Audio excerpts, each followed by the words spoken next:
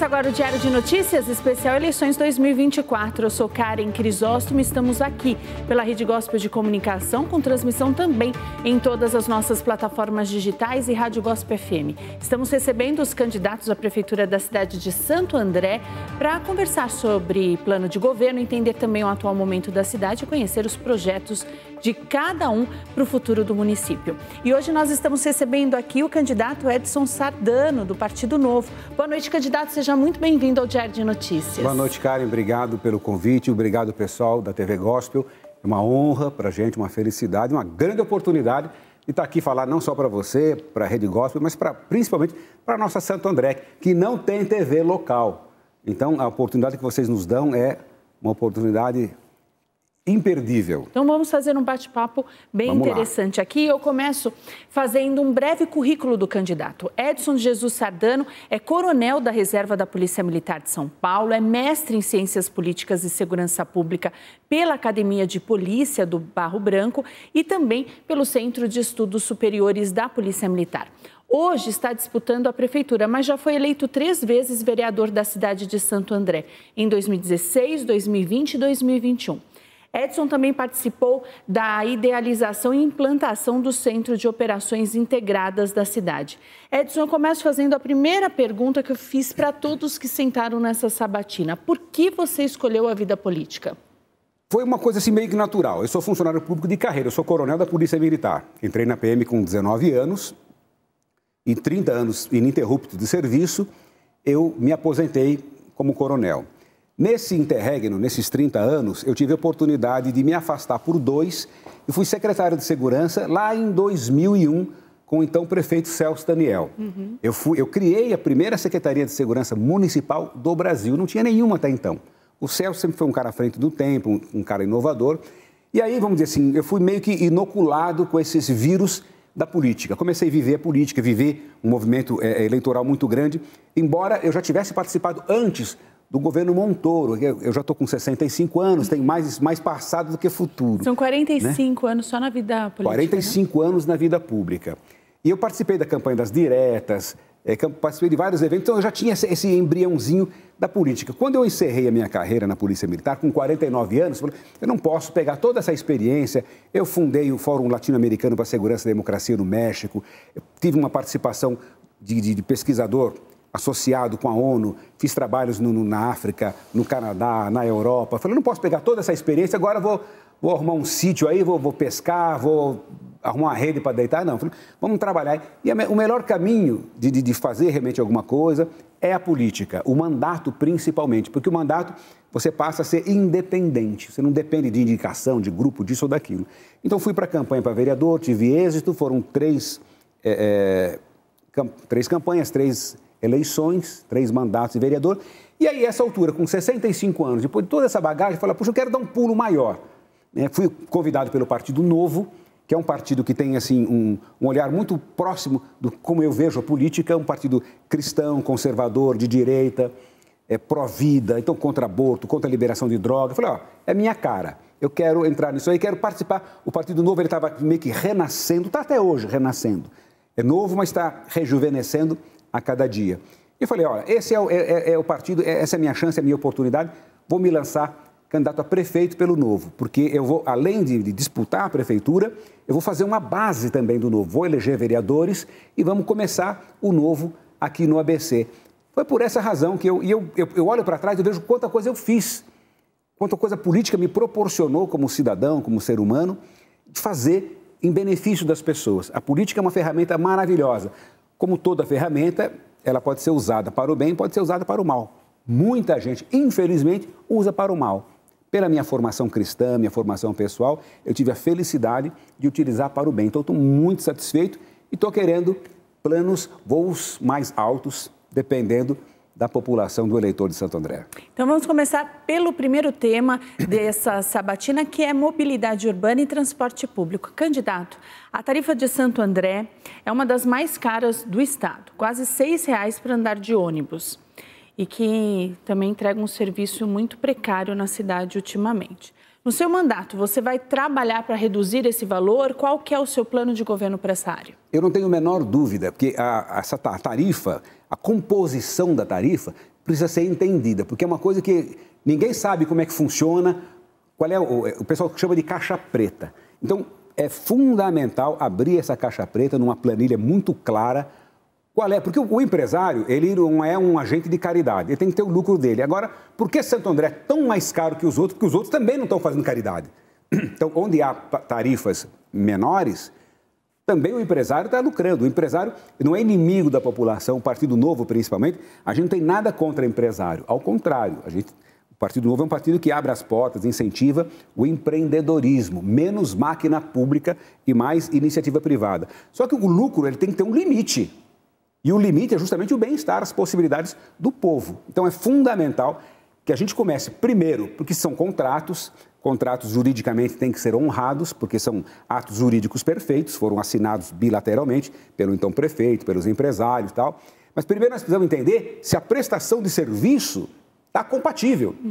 Você mesmo citou, a tarifa é cara e o serviço não é aquelas coisas. Então você pega, por exemplo, ônibus acessíveis. Tem lá o adesivo, o ônibus é acessível, tem lá o elevador. Aí você vai perguntar para o cadeirante, como é que funciona? O elevador está quebrado. O motorista não sabe operar o elevador. O motorista não foi treinado. Há relatos de motoristas que começam a caminhar com o ônibus e o cadeirante não entrou direito ainda. Então, é treinamento dos motoristas, é verificar se toda a frota está realmente adaptada, se a frota tem ar-condicionado, se a frota tem Wi-Fi. Coisas que foram luxo um dia, hoje é um mínimo de conforto. Você vai colocar 60, 70 pessoas dentro de um espaço confinado, você ter um ar-condicionado não é luxo. No meu tempo, quando eu fui, na minha idade eu já começo a falar essas coisas, no meu tempo, né? Então você tinha um carro com ar-condicionado, nossa, era um carro com ar-condicionado. Hoje é segurança, hoje é conforto, hoje é saúde, hoje é necessidade. Então, o primeiro passo tem que ser esse, verificar se a prestação de serviço está compatível com esse contrato e com o valor. E a partir daí, estudar, eu não creio necessariamente, vamos reduzir, mas você tem que segurar o reajuste, chega, até equilibrar essa equação. Mas primeiro precisa entender essa equação. E tem uma série de outras medidas também a serem realizadas dentro da questão da mobilidade, como, por exemplo, melhorar a fiscalização, não criar indústria de multa, nada disso, mas a indústria da fluidez. Porque nós temos alguns períodos em Santo André, principalmente no final do dia, no comecinho, que você não consegue sair nem chegar. Porque não tem o marronzinho lá, o amarelinho, aquele funcionário, para ajudar na fluidez. Então, é fundamental que você tenha, que você possa verificar, por exemplo, aumentar as faixas num determinado sentido. De manhã, você tem o sentido da evasão, as pessoas saem de Santo André. Então, você tem que ver uma forma de aumentar uma faixa, como tem aqui em São Paulo, na Zona Leste, ali, Radial Leste, alguma coisa assim. Na volta, fazer o inverso. E tudo são operações móveis feitas com pessoas. E o pessoal da CET, lá, os nossos amarelinhos, há muito tempo que não são renovados, que não são reestruturados. Então, tudo isso precisa ser visto. Os semáforos inteligentes. Nós temos lá um corredor com semáforo inteligente. Tem que expandir isso aí para mais corredores. Há sistemas hoje que verificam. Então, conforme o fluxo de veículos, eles vão programando os semáforos mais adiante. Isso ajuda muito na fluidez. Você colocar o amarelo piscante a partir de determinado horário. Porque, infelizmente, na questão da violência, você pega lá o amarelo, o farol vermelho, as pessoas têm medo de ser multadas. Então, você para num semáforo, num lugar meio ermo e tal, você, com medo de levar uma multa de R$300, leva um assalto de muito mais. Então, das 22 horas em diante, por exemplo, amarelo piscante, com cuidado, com atenção, olha para a esquerda, olha para a direita, segue em frente. Tem bastante coisa para fazer na área de mobilidade. Candidato à economia também de Santo André, a cidade está com caixa apertado, pelo que a gente vê nas pesquisas. E muitos investimentos na cidade, empréstimos, mas para manter e desenvolver um município é preciso de dinheiro, candidato. Como que é, se você assumir essa prefeitura, como que vai se dar isso? A primeira proposta, isso é, vamos dizer assim, básico para o Partido Novo, é enxugar a máquina pública. Por exemplo, verba de publicidade. Santo André gasta 20 milhões por ano com publicidade. Há um segmento da publicidade que precisa ser realmente realizado. Publicidade legal, algumas campanhas de saúde, de trânsito, mas tem que reduzir isso ao máximo, ao máximo. Então, de 20 milhões, joga isso aí para 5 milhões sem problema nenhum. Hoje nós temos a internet que divulga aí, tem candidato que não tem televisão, não tem nada, só com internet o cara consegue fazer milagre. A internet é uma grande ferramenta e com um custo muito baixo. Então, reduzir drasticamente o custo, os gastos com publicidade. Reduzir drasticamente, e quando eu falo drasticamente, é drasticamente mesmo, os cargos comissionados. Nós temos muitos cargos comissionados que acabam sendo moeda de troca. Mais uma vez, eu vejo o Partido Novo como vantagem, porque a gente não tem uma coligação. Nós estamos, é chapa pura, é só o Partido Novo. E os 26 candidatos a vereador do Partido Novo são pessoas, são médicos, são veterinários, psicólogos, empresários, comerciantes, advogados, gente que não está querendo uma boquinha na máquina pública. Então, nós vamos chegar na gestão, na administração pública, de uma forma sem a necessidade de, olha, agora estou aqui coligado com 7, 8 partidos, tem 300 candidatos a vereador, tem que arrumar boquinha para todo mundo. Nós não temos que arrumar boquinha para ninguém. Nós temos que fazer uma gestão enxuta, cortar cargo comissionado, porque nós vamos liberar esse dinheiro para justamente fazer as coisas que são necessárias.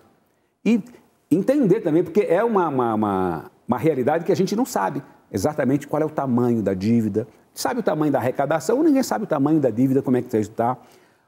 Foram feitas muitas dívidas nessa gestão, nesses 8 anos. Eu reputo como dívidas boas, eu não critico não, porque são dívidas que nós estamos vendo o resultado. A cidade bem asfaltada, obras de mobilidade sendo feitas, hospitais reformados. Eu não sou crítico ao prefeito, ao contrário, fui secretário dele. Fui secretário, nos 2 mandatos dele, eu fui secretário de segurança. Não sou crítico. O Paulinho Serra fez uma excelente gestão, uma grande gestão, é um grande prefeito. Eu até falei para ele, Paulinho, se você pudesse ser candidato pela 3ª vez, eu seria seu cabo eleitoral. Não pode. Então, eu tenho a oportunidade, eu posso pleitear essa posição, eu tenho experiência para isso, eu tenho o direito de ser candidato. Com 65 anos de idade, 45 de vida pública, 3 vezes secretário, 3 vezes vereador, eu tenho experiência suficiente para continuar tudo de bom que foi feito com um novo olhar, um olhar sem esse compromisso. Eu sou contra a reeleição. Então, a reeleição é péssima para a política. O político se elege hoje. Então, lá no dia 6 de outubro o cara se elege, no dia 7 já vamos fazer a reunião para ver como é que vai ser a reeleição, porque aqui já foi. Esses 4 anos já estão garantidos. Agora vamos ver. Então, tem muita coisa que você precisa fazer, mas não faz porque não vai pegar bem, não sei o quê, porque a reeleição e tal. Então, não ter reeleição é fundamental, fundamental. E eu tenho essa condição de ter total transparência. Nosso partido, ninguém precisa de emprego, nada disso. É reduzir os custos, entender essas dívidas, pagá-las, honrar todos os compromissos, acelerar o processo dos precatórios, criar com mais celeridade essa Câmara de Conciliação. Santo André arrasta precatórios de décadas das gestões anteriores, gestões do PT. Foram precatórios assim, indiscriminados e sem resultado para a população. Se dissesse, não, precatório relativo a uma dívida que trouxe tais e tais benefícios. Não, são precatórios que não trouxeram benefício nenhum para a cidade. Desapropriações absurdas, calote em funcionário, virou precatório, está todo mundo pagando hoje. Nós estamos pagando, a prefeitura está pagando, teve até sequestro de receita já, né? Então, você pode hoje, a lei permite que você faça uma Câmara de Conciliação, o cidadão tem lá 500 mil reais de precatório para receber, vai receber daqui 3, 4, 5 anos. Falei, irmãozinho, você quer receber amanhã? Quer? Então, de 500 mil, vamos passar isso aí para 200, para 250? O cara pega, a gente reduz esse estoque da dívida drasticamente, porque tem que honrar. É dívida, foi feita, não tem como dar calote. Conseguiram, como dizem os advogados, né, procrastinar isso aí por muito tempo, empurrar com a barriga por décadas. Está estourando tudo agora. O Paulinho fez novas dívidas? Fez, mas todas as dívidas com um correspondente benefício. A gente vê na rua os benefícios. Agora, eu quero ter uma administração mais enxuta, mais controlada financeiramente, e é o que precisa ser feito. Não adianta falar, não, vai ser igual, vai continuar. Não vai continuar. O ritmo que foi feito de obras não continua. Agora, o ritmo é de austeridade, pagar essas obras e vão se reconquistar espaço financeiro para novos investimentos, para manutenção. Entendi. E o meu foco hoje é serviço. Eu falo pra caramba, né? Fala muito. Nossa Senhora. Eu tô interrompe, levanta, faz. Sabe qual que é o meu desafio faz aqui? Sinal, é arrancar coisa dos outros, não, né? é fazer vocês falarem tudo no tempo certo, no cronômetro, porque é sempre muito difícil. Põe alguém com o cronômetro ali atrás. Aí que Vamos lá. Candidato, vamos falar de uma área que o senhor entende muito, que é segurança. Você já falou várias vezes publicamente. Agora é 1 hora que eu vou falar, hein? Que vai priorizar essa nossa área. Diminui um pouquinho para falar dela, para a gente falar de educação, saúde e tantas coisas aqui.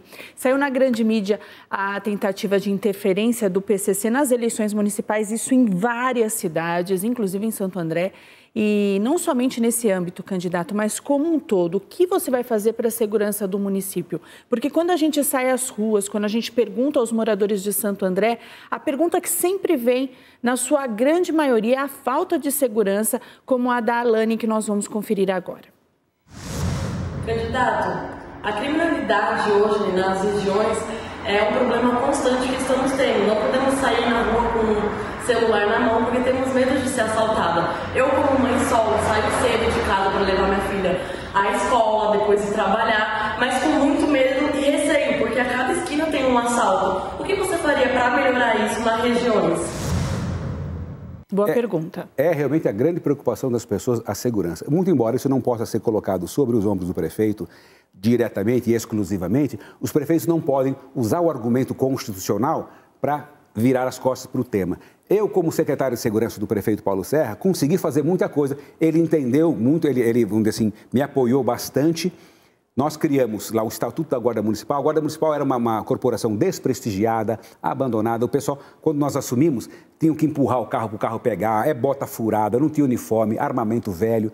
Então, nós reequipamos a Guarda Municipal, compramos viaturas novas, viaturas de primeira linha aí, iguais ou melhores que a Polícia Militar, motos novas, motos de 800 cilindradas.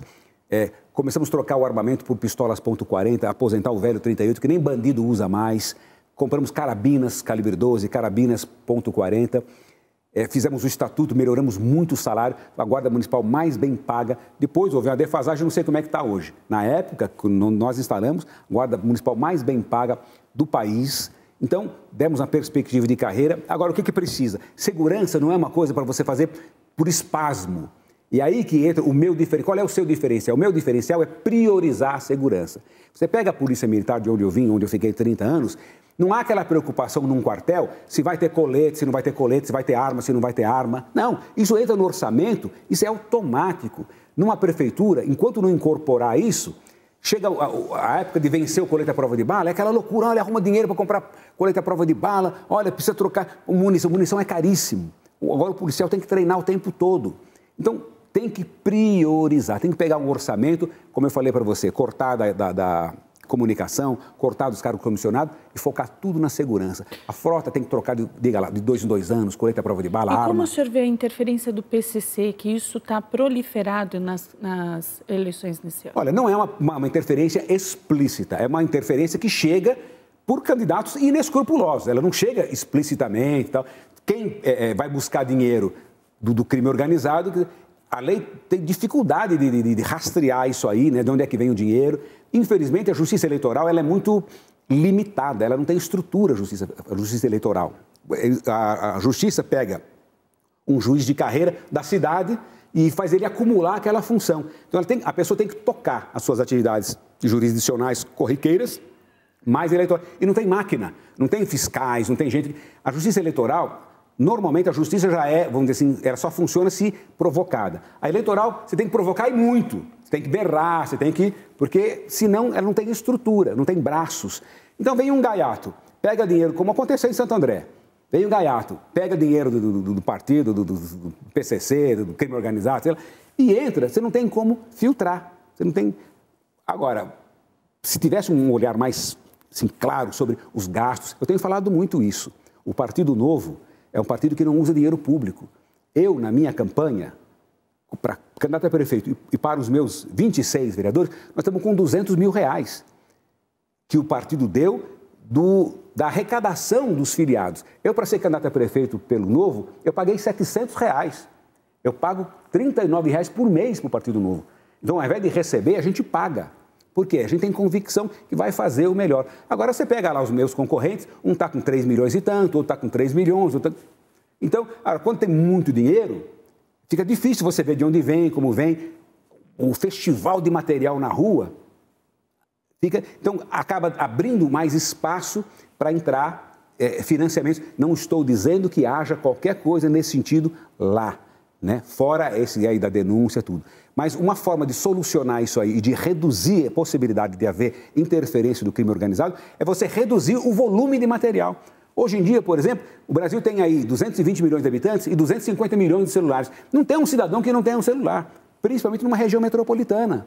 Então, você limitar as campanhas eleitorais, por exemplo, cada candidato faz o seu site, divulga o seu número, uma banana, cada um vai atrás. Agora não, você tem que encher a cidade de banner. Se é de Santo André, deve ser assim nos outros lugares, os cidadãos não estão conseguindo andar mais na rua. É só banner. Quer dizer, você anda na rua, escorrega em papel, é papel para tudo quanto é lado, chove, vai tudo pro bueiro. Quer dizer, agora, isso gera o descontrole. E no descontrole, coisas acontecem.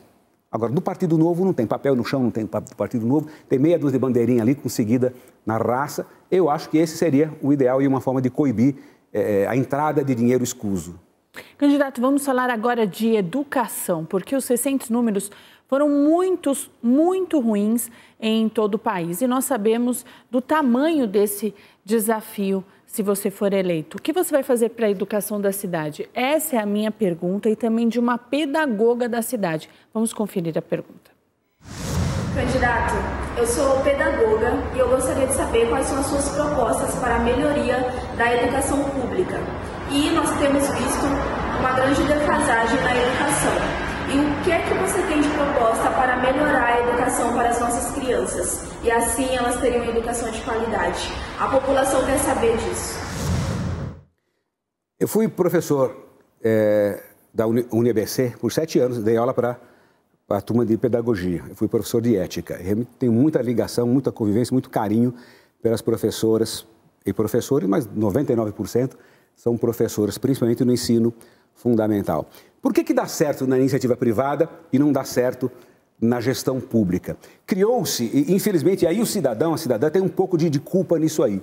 Hoje a preocupação é se você está dando o tênis, a meia, se tem a mochilinha, se chegou o material.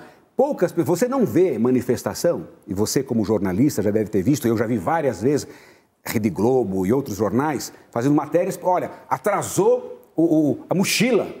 Uma vez eu vi uma jornalista sentar no chão e tirar a meia para dar para um aluno. Olha, você não recebeu a meia? Então, as mães, os pais se mobilizam para procurar a prefeitura, não dão uma explicação, vai lá o jornal, vai lá o repórter, para saber por que atrasou a meia. Eu nunca vi uma mobilização para saber por que o nível de ensino está baixo. Quer dizer, ela está preocupada porque ela é professora. Mas os pais, de certa forma, acabam se acomodando. Então, a gente tem que mudar essa realidade, mostrar para eles que é importante a qualidade. O filho tem que saber, hoje sai com 7, 8, 9, 10 anos, sem saber ler e escrever. A minha mulher é voluntária em 2 instituições lá. Ela é professora aposentada e ela está dando aula de reforço escolar para crianças de 9 e 10 anos que não sabem ler e escrever, saindo egressas do sistema público. E isso é muito perigoso, porque no futuro uma criança dessa vai competir com quem? Nada, você condena ela ao desemprego, você condena ela à pobreza.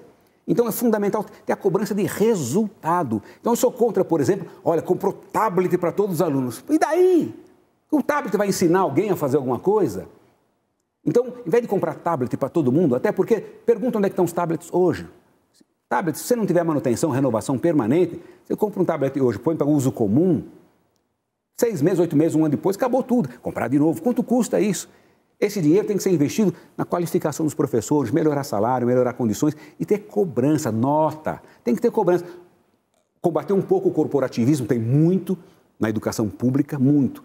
Na iniciativa privada não tem, porque ali é CLT, a conversa é outra. Na gestão pública tem muito, combater isso aí, mas não é combater no sentido de enxergar na professora, no funcionário, o equívoco, o vilão. Ao contrário, é ajudar, fomentar, auxiliar, investir, permitir que façam pós-graduação, subsidiar esses cursos, ajudar. Você quer fazer um mestrado? A prefeitura vai te ajudar, a prefeitura vai te pagar. Tem que ter coisa nesse sentido. E, principalmente, na minha visão, acabar com o cabide de emprego na área da educação. Educação, às vezes, a gente vê advogado, a gente vê pessoas que não têm vivência na educação. A educação tem uma língua, tem um linguajar próprio, que precisa ser respeitado. E nós temos lá na Secretaria de Educação, professores com mestrado, com doutorado, super especialistas, que às vezes ficam encostadinhos num canto lá, porque veio ali um cabo eleitoral, porque veio aí uma pessoa do partido e tal, e acabam colocando um olhar que não tem nada a ver não tem uma ressonância ali, ninguém vai comprar essa ideia, porque você precisa ter legitimidade, porque as professoras são muito, vamos dizer assim, participativas, elas precisam enxergar no gestor legitimidade. Não, esse cara tem legitimidade. Eu falei para você que eu dei aula há 7 anos, eu demorei uns 3 para conquistar a turma, porque o pessoal olha, mas coronel da PM, eu sou formado em Direito, tenho pós-graduação, tudo, mas ele não fez pedagogia, ele não é professor. Eu demorei muito, como a minha aula era ética, então a gente puxava mais para o lado da filosofia, eu pude conquistar a turminha. Mas é difícil, porque eles precisam olhar, essa pessoa conhece, essa pessoa entende, vamos juntos. E precisa ajudar, melhorar, incentivar os professores, toda a turminha, mas também cobrar dos professores e dos alunos resultado. É reprovação, sim, é prova. Tem que ter os exemplos lá do Ceará, de Sobral, até Santo André andou verificando. É isso aí, tem que ter resultado. Não pode simplesmente passou, comer. Ah, tem merenda, tem material escolar? Tá bom. Não tá bom. Não tá bom. Merenda é fundamental, né? Se não tiver uma alimentação decente, uma alimentação apropriada, também o processo de aprendizado vai ter problema. Mas o uniforme escolar, vamos criar essa coisa. Eu sou do tempo que você botava um jalequinho e estava pronto. Criar essa cultura, tem que dar, vamos dar. Mas isso não é o principal. Se faltar uma meia, bota meia qualquer, vai sem meia. O que não pode faltar é o estudo, o que não pode faltar é a aula, não pode faltar a cobrança do resultado. O aluno tem que saber que ele precisa estudar, ele precisa participar, tem que dar um resultado, porque o resultado é bom para ele, para a vida dele, para ele não se tornar um adulto sem qualificação, sem condições de disputar esse mercado de trabalho cada vez mais complicado. E, candidato, muito se reclama também das filas das creches. Dezenas de candidatos em vários municípios sentaram nessa mesma poltrona do senhor e prometeram resolver de uma vez por todas essa fila. Para aquela mãe que precisa trabalhar, existem muitas mães solos que não sabem com quem deixar o filho. Santo André, como isso será resolvido? Olha, precisa... Eu não vejo a necessidade de construir novas creches, porque o poder público, infelizmente, faz tudo mais caro e pior. Você vai na gestão privada e creche, normalmente, tem lá um olhar religioso. Então, você tem a creche evangélica, você tem a creche católica. Não que são creches que vão fazer proselitismo religioso com as crianças, não, mas tem um fundamento. São pessoas que fazem por amor ao próximo, que fazem por dedicação. Então, você tem a instituição espírita. Meus pais fundaram uma creche grande lá em Santo André, a instituição Amélia Rodrigues. Tem 350 crianças, é uma maravilha. A prefeitura usa como exemplo, vem gente de fora, quer conhecer uma creche boa? Vai lá conhecer a Amélia Rodrigues. A prefeitura subsidia ali em 40%. O resto, a creche se vira. E assim tem outras tantas, evangélicas, católicas, Rotary, Lions. Então, tem que incentivar esse povo a fazer mais, a ampliar. Eles têm que ser vistos como parceiros. Hoje são vistos meio como pidões. Ah, lá vem a creche pedir mais não sei o quê. Agora, vai ver quanto é que gasta na creche pública. É muito mais caro. É muito mais caro. Se você pegar o dinheiro que gasta na creche pública e passar para uma instituição dessas, ela vai fazer muito mais e melhor. E muito mais rápido. Porque você vai fazer uma licitação para construir uma creche, para contratar professores e vai. Quando terminar essa licitação... Olha, fez a creche de 300 vagas, já nasceram 600 crianças. Então, a creche já nasce com defasagem. A forma mais rápida é você chegar nessas instituições e ajudá-las a abrir mais. Você abre 50 vagas, você abre 20 vagas, você abre até conseguir. E, paralelamente, em havendo possibilidade, construir também. Construir também, mas não limitar a administração direta, porque essa gestão, não terceirizada, mas essa gestão dada a instituições assistenciais, em especial as religiosas, tem apresentado resultados muito melhores e mais baratos. Candidato, vamos entrar agora no tema de saúde, porque no seu plano de governo há alguns pontos curiosos, como a construção de sedes para patologias específicas e também o fortalecimento da telemedicina. Nós falamos agora há pouco sobre esse orçamento. Eu tenho 2 perguntas nesse tema. Como vai ficar a construção de novos espaços com o caixa da cidade, conforme a gente falou, bem apertado? E a outra é, a telemedicina vai resolver os problemas da saúde da cidade? Não. Em tese, resolver os problemas da saúde da cidade, pontualmente nada resolve. É uma soma, é um conjunto que vai conseguir realmente entregar uma saúde melhor. Santo André tem muita dificuldade de caixa, como você citou. Agora, a saúde tem muito dinheiro. A saúde tem aí dinheiro, é uma fortuna. Nós estamos aí usando aí em torno de 40% do orçamento com saúde. Isso precisa ser bem empregado, porque saúde a gente pode dizer sem medo de errar, que não é a questão de falta de dinheiro, é uma questão de como usar esse dinheiro. Então nós precisamos incentivar a saúde da família, a saúde preventiva, ir até as pessoas. É assim na Europa. Você vai até as pessoas, você previne. Você pega, por exemplo, o hipertenso. Se você vai lá na casa dele, ajuda ele na alimentação, a sair do sedentarismo e outras posturas, outros auxílios, que você pode fazer isso com um professor de educação física, com um nutricionista, você evita que ele vá para lá com uma crise de hipertensão, que ele vá para lá precisando de uma ponte de safena, que ele vá para lá precisando de uma cirurgia, vai ocupar uma UTI. Então, privilegiar a saúde preventiva, esse é o principal. Esse é o principal. Nós tivemos aí muitos equipamentos construídos, reformados. Então, você olha, estão muito bonitos. Agora, o funcionamento, o dia a dia, não está no mesmo padrão da obra física. Então, tem que haver um gerenciamento e um olhar muito profundo, muito fino, muito permanente na gestão. Porque o funcionário está lá, a estrutura está lá e, às vezes, as pessoas reclamam. Pode olhar, não tem ninguém elogiando saúde. Até porque, quando você vai procurar um equipamento de saúde, você já está estressado, você já está... Mas, às vezes, você encontra um funcionário não vocacionado. Infelizmente, Santo André tem lá... É uma realidade, acho que geral até do Brasil. Você não tem mais funcionários diretos, você não tem mais uma gestão direta. É tudo terceirizado por organizações sociais. E essas organizações sociais, elas recebem o orçamento da prefeitura para fazer a gestão da saúde. Então, eles contratam, eles compram, sem as amarras, vamos dizer assim, da legislação para o serviço público, sem licitação, sem concurso público e tal. Isso abre, dá aso à interferência política. Então, por exemplo, eu preciso de 1.000 funcionários administrativos na minha rede de saúde. Se eu tiver que abrir um concurso para 1.000 auxiliares administrativos, é complicado. O que eu faço? Contrato uma organização social, você está aqui o dinheiro, contrate 1.000 auxiliares administrativos. Só que eu já dou uma lista para eles de 1.000 cabos eleitorais. Está aqui o dinheiro, você vai contratar esses 1.000 cabos eleitorais aqui. Aí o cabo eleitoral que fez campanha para o vereador, ele é auxiliar de contabilidade. Ele fez campanha para o vereador, sonhando que ia trabalhar na Secretaria de Finanças. Aí o vereador chama ele e falou, sabe o que quer? Não deu para colocar lá, mas vamos fazer o seguinte, vou te colocar numa OBS, você fica aí um tempo até a gente ver. Aí o cara vai lá sonhando em ser contador e vai trabalhar de recepcionista numa OBS. Como é que vai ser a relação dele com aquelas pessoas que chegam lá estressadas, doentes, cansadas, com dor? Então você vê muita gente ainda sendo maltratada porque tem lá um funcionário que foi indicado por um vereador. A gente ouve muita reclamação nesse sentido, de funcionário que não está nem aí, não está sentado, está no zap lá e fila. Então, saúde não está sobrando dinheiro, tem muito problema, mas um olhar fino, uma gestão competente, assim, você aniquilar por completo, acabar com qualquer interferência política na indicação de funcionário, qualquer interferência política, zero. Se pudesse, criminalizaria isso, é que não pode, mas se eu pudesse criminalizar a interferência política, furando fila, acontece demais, demais. Você tem um problema, você precisa de uma especialidade, precisa de uma consulta com um cardiologista. Tem lá uma fila. E se você ficar quietinho, a fila anda, vai ser atendido. Mas aí você vai lá, procura o vereador faz o quê? Põe você na frente. Aí dá aquele delay na fila. Acontece muito isso.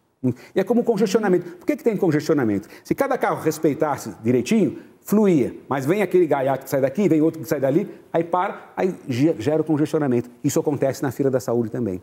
Então, é uma coisa que eu pretendo fazer, botar um farol em cima disso aí, colocar na internet e pegar o cara que fizer isso, se for possível, pôr no olho da rua. E aí vai sobrar dinheiro, porque a telemedicina é um avanço, é uma proposta que vai baratear. Hoje em dia, a eletrônica, a robótica é perfeitamente possível, mas não é uma coisa para fazer amanhã. Com todas essas medidas, vai melhorando, aí nós vamos partindo para coisas mais atuais, para coisas mais novas, principalmente no campo das inovações tecnológicas. Vamos para mais uma pergunta de morador? Vamos. Então, vamos lá. Candidato, muitas pessoas vivem em situações de moradia precária e até mesmo periféricas.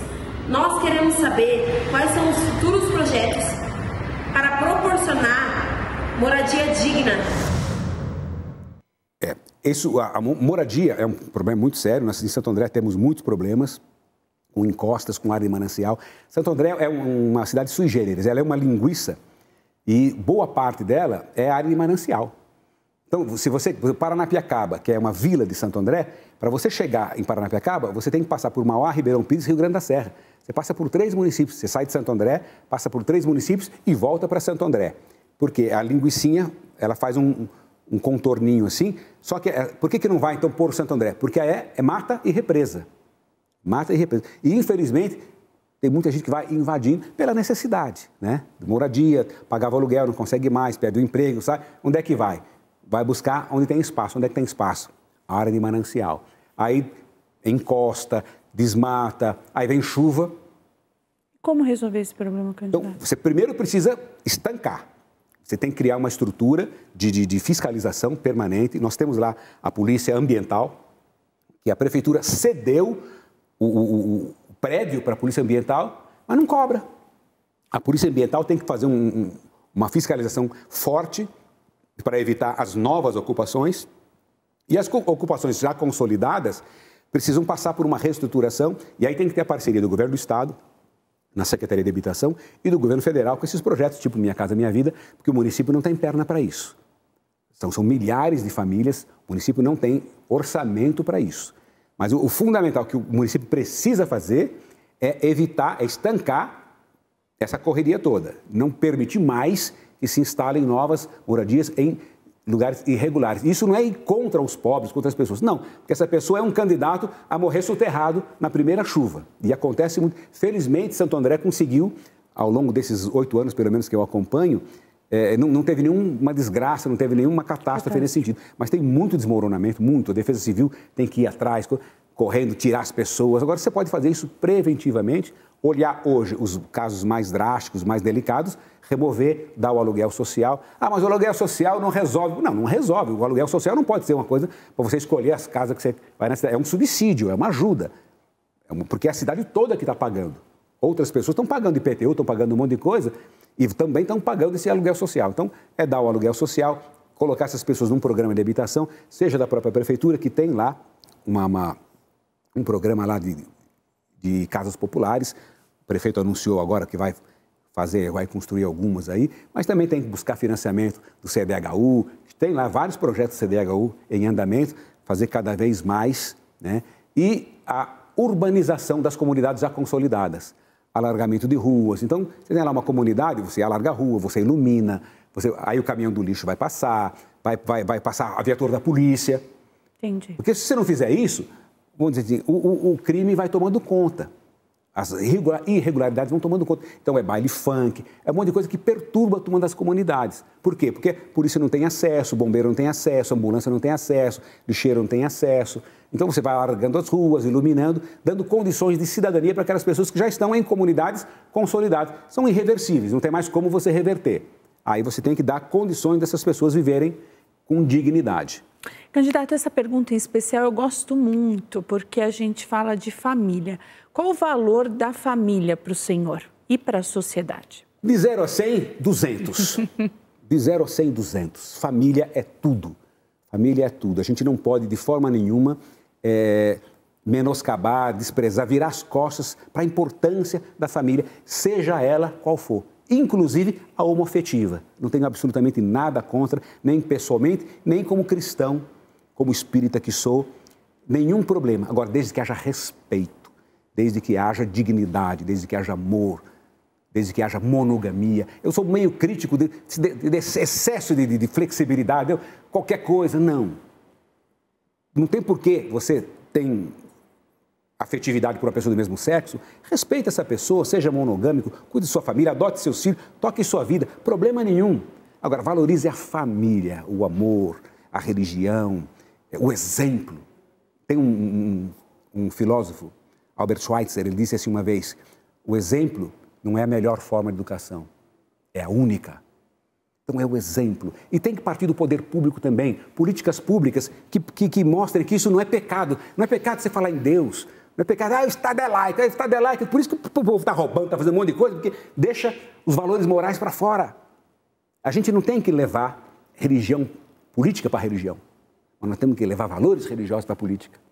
para você ser uma pessoa decente, uma pessoa digna, para você... Aquilo que você prega na religião, você tem que fazer na vida. Não pode separar. Não, aqui é uma coisa, ela é outra. Não, são os mesmos valores. Ou então abandona um dos dois. Ou larga a religião, ou larga a vida pública. Escolhe uma dessa incoerência. Não, você fala uma coisa lá e faz outra aqui. Por quê? E não tem religião que passe a mão na corrupção. Pode olhar, tudo quanto é corrupto que apareceu aí, todos eles têm religião. Teve até um povo lá em Brasília que uma vez fez a oração da propina. Você lembra disso? Lembro. Oração da propina. Quer dizer, que é coisa mais incompatível do que isso? Oração da propina. Onde é que eles aprenderam isso? Que livro que eles foram ler isso aí? A Bíblia então, nossa não aprendeu. A família é fundamental. Esses valores a gente não pode permitir que na educação que se escolher é funk. Não, está tudo errado. É hino brasileiro, hino nacional. Temos tanta cultura boa para utilizar. Então, alterar a letra do hino. O que é isso, meu Deus do céu? A gente não sabe nem o hino direito, vai aprender o hino torto? É por aí. Candidato, estamos chegando ao fim da nossa conversa. Passa rápido, não passa, depois que a gente senta aqui? Não falei que o culto... Para mim, eu estou achando que isso aqui é só a introdução. Não, já passou de 40 minutos já a entrevista, candidato. Aqui, se a gente ficar horas falando. É que eu tenho dificuldade de falar, eu falo pouco. Eu quero terminar perguntando por que Edson Sardano merece o voto dos eleitores de Santo André. Olha, se minha mãe tivesse vivo, eu poderia perguntar para ela, porque minha mãe quer, né? Bem que ela está, não tem a menor dúvida, está sintonizada comigo aí. Mas é por esse conjunto todo que eu coloquei. Eu seria excesso de cabotinismo, que vote em mim porque eu sou o melhor. Analisem. Eu sou um cidadão de bem, sou um homem de 65 anos, com 45 anos de vida pública, com uma formação muito sólida. Eu sou um cara, eu não tenho nenhum processo, nunca fui processado, nunca fui... E nas atividades que eu trabalhei, 30 anos na polícia, já há 15 aí na política, nunca respondi a um inquérito, nunca respondi a um processo, nada. Já tentaram me acusar, inclusive pela defesa desses valores, mas nunca conseguiram absolutamente nada. Então eu tenho, vamos dizer assim, base moral, base pessoal, para olhar no olho das pessoas, e falar, eu sou um cara que posso te representar com dignidade. Eu sou um cara que posso representar você na política, não só na gestão, porque a gestão é importante, sim, mas nós estamos elegendo vereadores e prefeitos que vão fazer a base, o alicerce da política do futuro. É aqui que nasce a coisa, porque em 2026 nós vamos eleger governador, nós vamos eleger presidente, senador, deputado, e a base é essa. Então, cidadão, cidadã de bem, você que preza a família, os valores da família, da religião, não tenho medo de falar religião, não. Presta atenção nisso. Presta atenção, não hoje. Não troca o seu reino por um prato de lentilhas. Não é hoje. Nós estamos cuidando do nosso futuro. Nós estamos cuidando do futuro dos nossos filhos. E eu me coloco à disposição para que você pesquise e para que você decida. Candidato, muito obrigada pela entrevista. Uma campanha abençoada para o senhor. E a gente fica por aqui com o Diário de Notícias Especial Eleições 2024. Hoje nós entrevistamos o candidato para a Prefeitura de Santo André, Edson Sardano. Uma boa noite, candidato. Uma boa noite para todos vocês. E a gente se vê aqui na programação.